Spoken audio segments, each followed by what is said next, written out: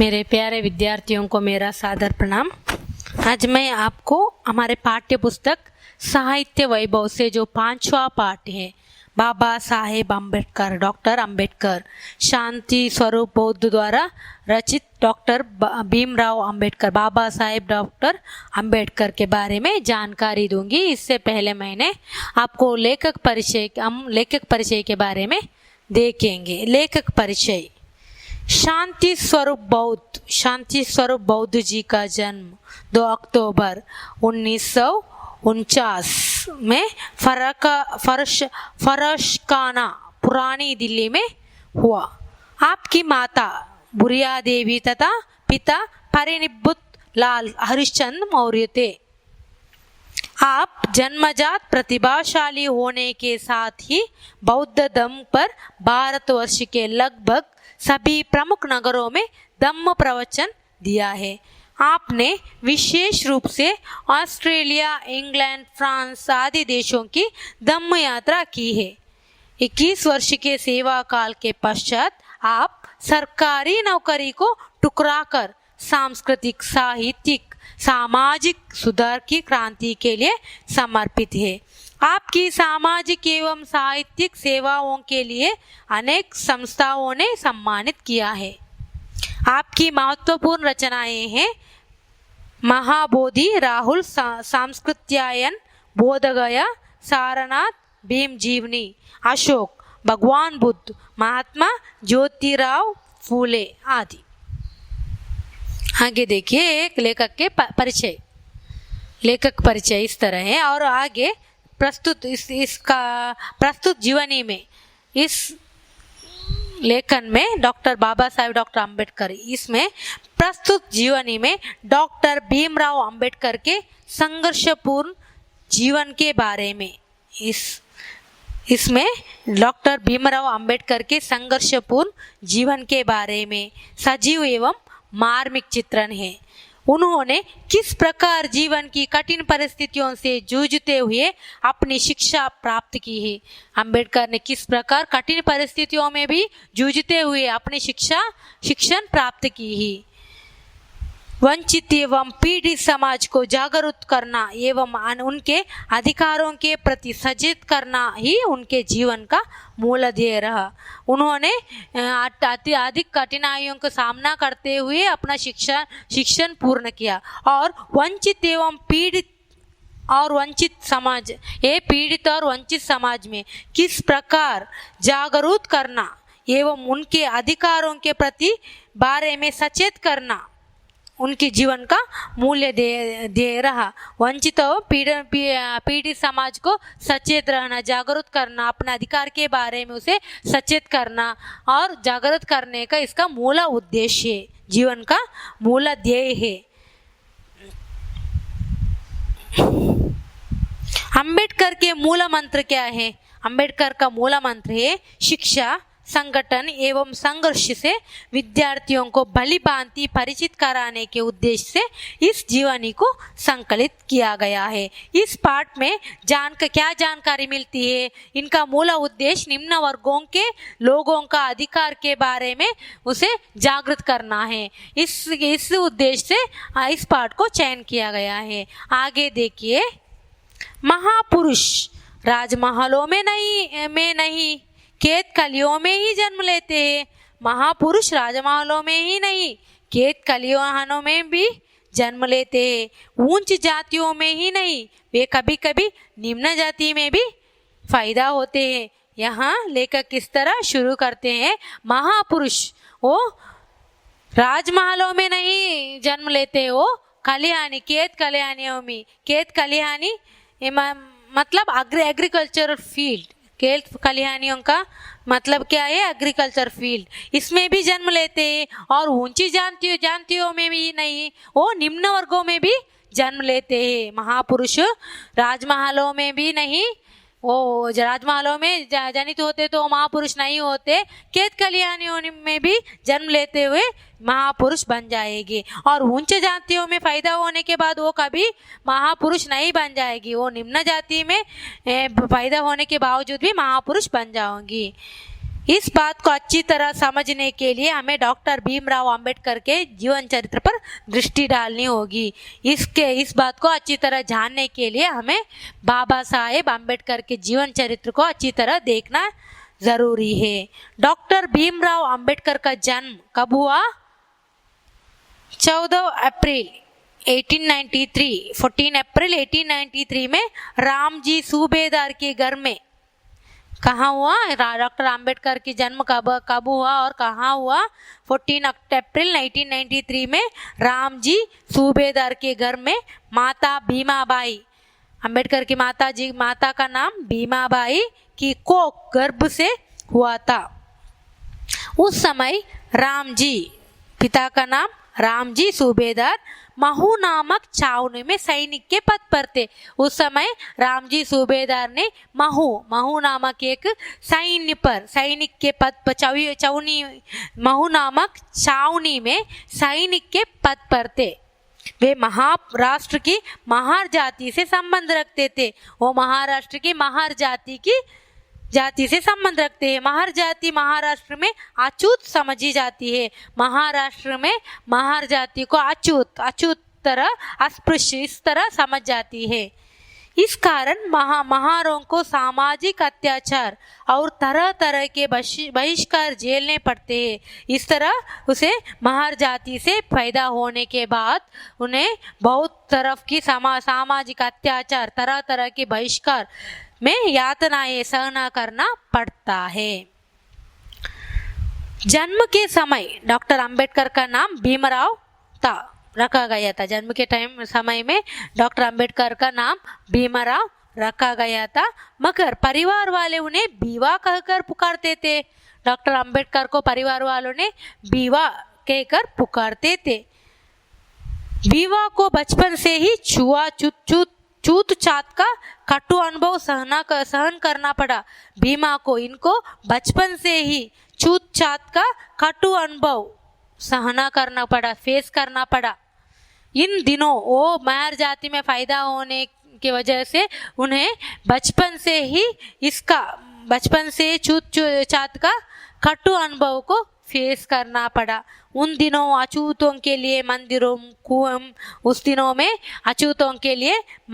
में, कुओं में और पाठशाला के भी दरवाजे भी बंद थे और पाठशाला के दरवाजे भी बंद थे, उसे प्रवेश निषिद्ध थे। छूत-छात का जातियों के लिए, महर जातियों के लिए वहां जाना निषिद्ध थे। मगर सेना में इन सामाजिक नियमों की कठोरता में कुछ ढील थी। इन्हें भीमराव अंबेडकर को स्कूल में भी दाखिला नहीं मिलता था उस समय में। वो महार जाति का होने के वजह से उसे स्कूल में भी दाखिला नहीं मिलती थी। मगर सेना में इन सामाजिक नियमों की कठोरता में कुछ ढील थी। उनके पिता सैनिक थे। बहुत कठिनाई से ही सही भीमराव पर बीवा का सैनिक स्कूल में प्रवेश हो गया। बहुत कठिनाई से, बहुत परिश्रम से भीमराव का दाखिला बहुत कठिनाई से सैनिक स्कूल में हो जाता है। प्रवेश तो हो गया, स्कूल में दाखिल भी मिल गया, प्रवेश हो गया, मगर सामाजिक भेदभाव और छूत-छात ने बीवा का पीछे नहीं छोड़ा। स्कूल में प्रवेश दाखिला मिल गई, लेकिन छूत-छात का ये भावना, भेदभाव, जाति भेदभाव, छूत-छात ने बीवा का पीछा नहीं छोड़ा। उनको वहां पर भी अपमानित होना पड़ता था। अपमान करना शुरू हुआ। बालक बीवा को अपने बैठने का टाट अपने साथ घर से ही ले जाना पड़ता था। बालक बीवा को अपने बैठने के लिए जो टाट है ना, चेयर यानी वस्त्र, बैठने के लिए वो अपने घर से ही लाना पड़ता था। पाठशाला में उन्हें कक्षा के भीतर अन्य विद्यार्थियों के साथ बैठने की ही मनाही थी। कक्षा के अंदर, स्कूल में, पाठशाला में उन्हें कक्षा के भीतर अन्य विद्यार्थियों के साथ बैठने के लिए वो नहीं बैठकर पढ़ाई भी नहीं कर पाते थे, बैठने के लिए वो मना करते थे।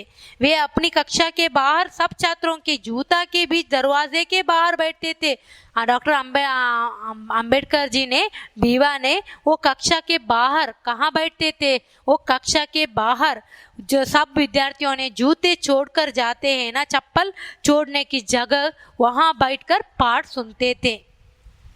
सामाजिक अत्याचारों की निर्दयता देखिए, या इस तरह सामाजिक अत्याचारों का निर्दयता थी।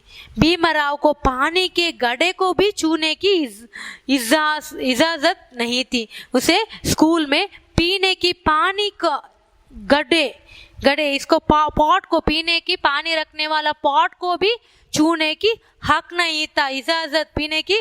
तो उसका पानी पीने की गड्ढे है ना, इसको छूने के भी, टच करने के भी क्या नहीं था? इजाजत नहीं था, हक नहीं था, थोड़ा भी उसे नहीं छोड़ती थी। कारण यह था, क्या कारण? वो महार जाति का था। अछूतों के छू लेने से गड्ढे का जल भ्रष्ट हो जाता है, इस तरह का मान्यता थी। अगर वो छूने से इसका जल भ्रष्ट हो जाएंगे, इस तरह, इसलिए वह स्कूल में गड्ढे को स्पर्श करने के लिए भी भीमराव से नहीं छोड़ते। चाहे कितनी भी प्यास लगे, कितनी भी प्यास लगे, बेशक प्यास के मारे प्राण ही क्यों ना निकल जाए, लेकिन प्यास अछूत गड्ढे से पानी लेकर नहीं पी सकता था, पीने का पानी नहीं जीता था। कितना भी प्यास लगे तो भी वहाँ पीने का पानी नहीं दी जाता था। किसी चपरासी की कृपा हो गई, किसी चपरासी के कृपा हो गई तो पीने के लिए पानी मिल जाता, नहीं तो घर आकर ही पानी पीना पड़ता था। अगर भीमराव को प्यास लगे तो उसका प्राण, चाहे उसका प्राण भी निकल जाए तो थोड़ा एक बूंद भी पानी नहीं मिलता था, और अगर चपरासी की कृपा हो गई तो थोड़ा पानी मिलता था, नहीं तो घर आकर ही पीना पड़ता था। रामजी सूबेदार शिक्षा और अनुशासन का महत्व भली प्रकार जानते थे। रामजी सूबेदार ने शिक्षा और अनुशासन का महत्व अच्छी तरह से जानते थे। उन्होंने भीमराव को भी इसका महत्व अच्छी तरह समझाया। यही कारण है कि सब प्रकार के अत्याचार, अनाचार और भेदभाव सहन करके भीमराव ने शिक्षा प्राप्त करने में जुटे रहे। फिर भीमराव का हाई स्कूल में दाखिल होता है। दाखिल होने के प्राइमरी सेक्शन से हाई स्कूल दाखिल होता है। उसके बाद भीमराव वहाँ पर भी नियम था।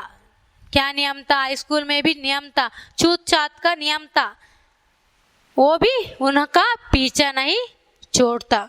भीमराव हाई स्कूल में पहुंचे, प्राइमरी स्कूल कंप्लीट करके वो हाई स्कूल जाता है, तो छूत छात की काली छाया उनके साथ यहाँ भी आदम की, वहाँ भी छूत छात का छाया था। एक बार गुरुजी ने एक प्रश्न पूछा, गुरुजी ने क्लास में प्रश्न पूछा। क्या पूछा? किसी ने उत्तर नहीं दिया। ये प्रश्न का उत्तर किसी ने नहीं दिया। भीमराव प्रश्न का उत्तर लिखने के लिए जो ही ब्लैक बोर्ड की तरफ चले, भीमराव को ये इसका उत्तर पता था, मालूम था। उन्होंने लिखने के लिए ब्लैक बोर्ड की तरह चलते हैं, क्यों ही कक्षा के 7 छात्रों ने शोर मचाते हुए कहा। उस वक्त सारे कक्षाओं के सारे विद्यार्थियों ने जोर से ब्लैक बोर्ड में लिखने के लिए जाता है। अंबेडकर ने जोर से क्या कहते हैं?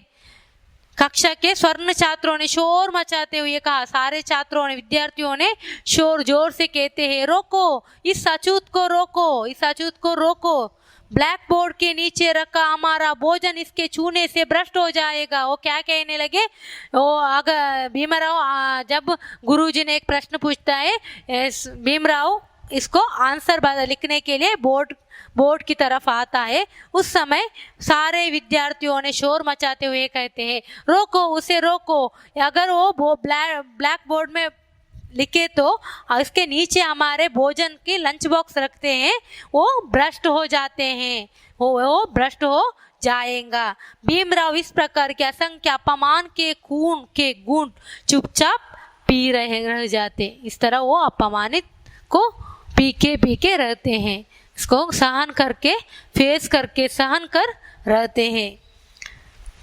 सन 1907 में भीमराव ने मैट्रिक यानी एसएसएलसी की परीक्षा पास की। सन 1907 ईस्वी में भीमराव ने मैट्रिक की परीक्षा उत्तीर्ण की। ये निम्न वर्ग के लिए एक बहुत बड़ी बात थी। ऐसी एसएसएलसी पास होना निम्न वर्गों के लिए एक बहुत बड़ी बात थी। एक अछूत बालक के लिए यह महान उपलब्धि थी। इस अवसर पर भीमराव के सम्मान में एक सभा का आयोजन किया गया है। ये एसएसएलसी परीक्षा पास होने के यही इस निम्न जाति वर्गों में लड़कों में यही पहली बहुत बड़ा बात थी। एसएसएलसी पास होना यह वर्गों के लिए निम्न वर्गों के लिए बहुत बड़ा बात थी, इसलिए उन्होंने सम्मान के लिए एक सभा आयोजन किया गया। भीमराव का सम्मान के लिए एक सभा का आयोजन की जाती है उस वक्त, जिसमें कृष्ण जी अर्जुन केलुस्कर जी ने अपनी लिखी पुस्तक बुद्ध जीवनी भीमराव को भेंट के रूप में मिलती है। इस समय उस सम्मान में भीमराव को कृष्ण जी और अर्जुन केलुस्कर ने लिखी पुस्तक क्या बुद्ध जीवनी, ये गिफ्ट उपहार के रूप में उपहार के रूप में भीमराव को मिलती है। इसी समय रामजी सूबेदार ने घोषणा की कि हमारी आर्थिक स्थिति ठीक नहीं है, फिर भी मैं भीमराव को उच्च शिक्षा दिलाने का भरसक प्रयास करूंगा। उस समय रामजी भीमराव का पिताजी रामजी सूबेदार ने घोषणा की कि अब हमारे आर्थिक स्थिति अच्छा नहीं है और फिर भी मैं भीमराव को ऊंचे पढ़ाई करने के लिए भेजूंगी, प्रयास करूंगी, ऊंचे पढ़ाने के लिए मैं प्रयास करूंगा।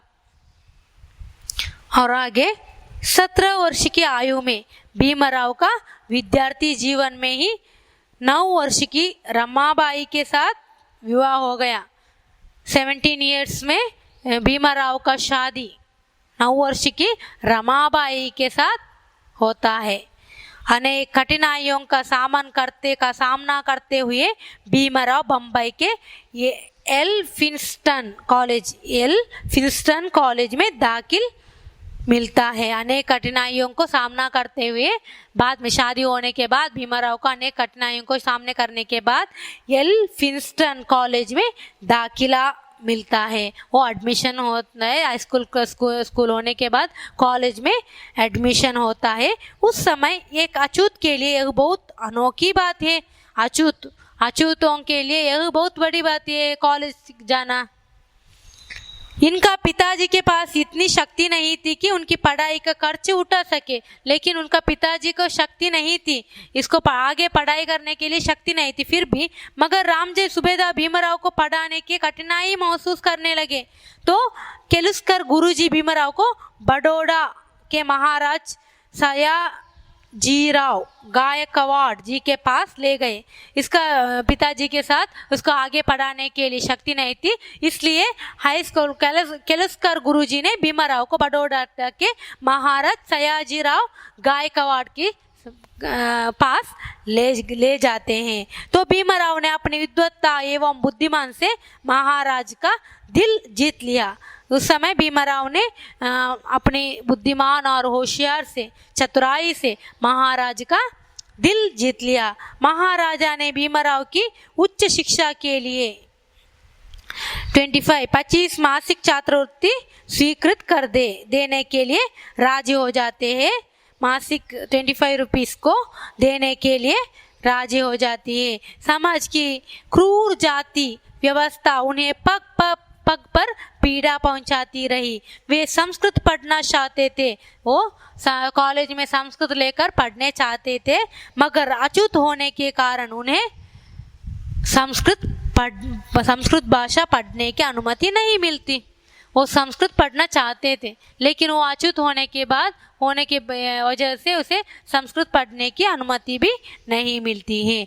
दृढ़ इच्छा शक्ति के धनी भीमराव ने 1913 ईस्वी में अंग्रेजी और फारसी विषयों के साथ बम्बई विश्वविद्यालय से बीए की परीक्षा प्राप्त करते हैं। वो 1913 में अंग्रेजी और फारसी विषयों के साथ बीए की परीक्षा पास करते हैं। वे बीए की परीक्षा पास करने वाले पहले महार थे। ये महार जाति के लिए ये अद्भुत बात थी। महर जाति वालों से पहला लड़का था, फर्स्ट टाइम बीए की परीक्षा उत्तीर्ण किया था। सन 1913 में अपने पिता की इच्छा के विरुद्ध भीमराव बड़ौदा स्टेट फोर्स में लेफ्टिनेंट भर्ती हो गई। वो 1930 में अपने पिता के विरुद्ध वो क्या सेना में पोस्ट पर काम करना शुरू करते हैं। भीमराव की भर्ती के करीब 15 दिन बाद 2 फरवरी 1913 ईस्वी को वो काम करना शुरू होने के बाद 15 दिन बाद क्या होता है, उनके पिताजी रामजी सूबेदार की मृत्यु हो जाता है। वो देहांत हो जाता है। भीमराव के पिता की देहांत हो जाता है। भीमराव पर परिवार की दायित्व का भार बढ़ जाता है। सारा पूरा भार इनके ऊपर